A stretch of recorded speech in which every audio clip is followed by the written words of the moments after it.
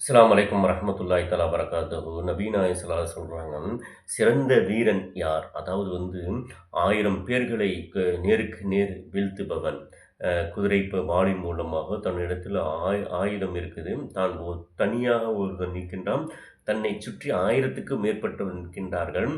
இவர்களை வீழ்த்துறான் ஒருத்தன். சரிங்களா? இவன் என்ன பண்றான், தனியா நின்னு தன்னிட்ட இருக்க ஆயுதத்த வச்சு 1000 பேருக்கு இருக்கிற மேல என்ன சொன்னார், தனியா ஒரு சண்டையிட்டு அவர்களிடம் வெற்றி பெறுகிறானே, இவன் அல்ல வீரன்.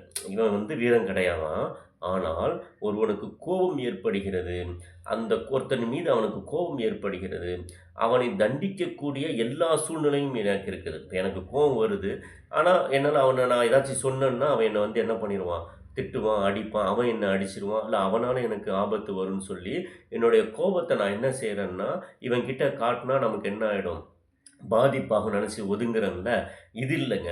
இப்ப எனக்கு எல்லாருக்கும் அவன நான் அவன் ஒருத்தன் தப்பு செஞ்சுட்டான். அவனுக்கு மேல நான் கோபம், சரியான கோபம். அவன தண்டிக்க முடியும். அவனுக்கு எல்லா விதமான தீங்கும் நான் செய்ய முடியும்.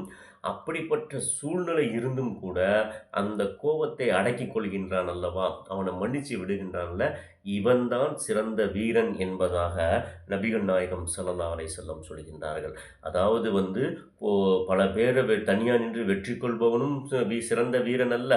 அதே நேரத்தில ஒருத்தனுக்கு கோபம் வருது.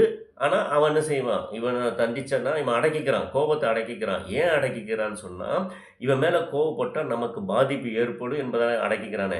இவனும் கிடையாது. அதே நேரத்தில ஒருத்தனுக்கு கோபம் வருது. அவனுக்கு எல்லா பவரும் இருக்கு. அவன் எல்லா வசதிகளும் இருக்கு. அவன கோபம் ஏற்படுத்தியவன என்ன வேணா செய்யலாம் அப்படிங்கிற எல்லா அதிகாரம் இருந்தும் கூட, அவன் மீது அவனை மன்னிக்கின்றான் அல்லவா? அந்த கோபத்தை அடக்கிக் கொள்கின்றான் அல்லவா? அவன்தான் சிறந்த வீரன் என்பதாக நபிகள் நாயகம் ஸல்லல்லாஹு அலைஹி வஸல்லம் சொல்கின்றார்கள். எதற்காக சொல்றேன் அப்படின்னு சொன்னா, இன்னைக்கு நம்ம எடுத்ததுக்கெல்லாம் கோபம் பட்டுக்கிட்டே இருக்கிறோம்ல, அதுக்காக சொல்ல வரேன் கண்ணியமிக்க அல்லாஹ்வின் நல்லடியார்களே. எனவே கோபத்தை குறைத்துக் கொள்வோம். அதாவது சொல்றாங்க, நாம ஒரு 1 நிமிஷம், 2 நிமிஷம் கோபப்படுறோம் இல்லைங்களா? இந்த கோபம் ஏற்படுதுல்ல, இதனால இன்னைக்கு விஞ்ஞானம் சொல்லுது, ஒரு மனிதனுடைய 1 மணி நேரம், 2 மணி நேரத்தில ஏற்படுற நோய் எதிர்ப்பு சக்தியை இந்த 1 நிமிட கோபம் என்ன ஆயிருதாம், அ எ 1 நிமிட கோவம் இதனால பாதிக்கப்படுதாம்.